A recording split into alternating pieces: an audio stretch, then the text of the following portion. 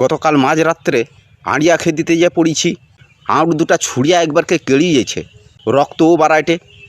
এমনভাবে হাতটা মুড়িয়া পড়ছি, হাতটা এই পর্যন্ত ফুলিয়া আছে, যন্ত্রণাও করেটে।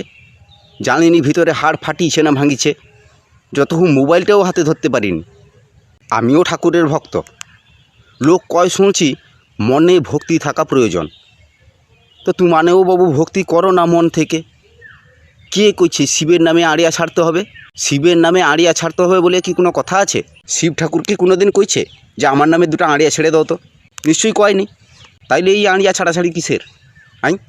আড়িয়া নেই ছাড়িয়া যদি গরিব দুঃখীকে কিছু খাবিতে পারো, তাতে অনেক পুণ্য হবে।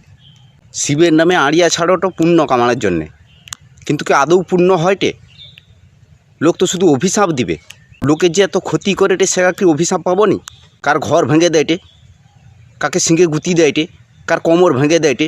আবার তো শুনেটি কোনটি নাকি দুজনকে মারিয়ে দিছে আড়িয়া।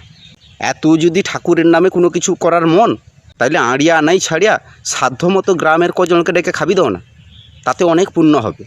আর এই আড়িয়া ছাড়লে তো লোক পাপ দিবে, এমনকি লোক গালাগালিও করবে। কোন সাড়া আড়িয়া ছাড়ছে রে? যখন হাতি এসে তুমানে তো সব বোম ঢাল তরলে বাড়ি পড়ো হাতি খাদানোর জন্যে। তো হাতির থেকে কি আড়িয়া কম কিছু ক্ষতি করেটে? লোকের তলা বিল চটকাটে, রুয়া বিল গোটা একবারে চটকি দেয়টে, ধান টান ব্যাগ ক্ষতি করেটে, এমনকি লোকের ঘরও ভাঙেটে, আবার গুতি করে কার কোমর ভেঙে দেয়টে। তো সৌজন্যে কইটি বেকার এই আড়িয়া ছাড়াছাড়ি বন্ধ করো, বরং গরিবের সেবা করো, তাতে পুণ্য হবে। তোমার কী ভাবোটো? ভিডিও শেষ হয়তো আমি কইব, যদি আমার কথা বলার মধ্যে কিছু ভুল ত্রুটি রয় তাইলে আমাকে ক্ষমা করব। না, একবারে আমি ভুল টুল কইব নি। কেনি আমি তো সব ঠিক কথাকেই কইটি। কোনটা ভুল কইছি কও দেখি, কয়া দাও কোনটা ভুল কইছি।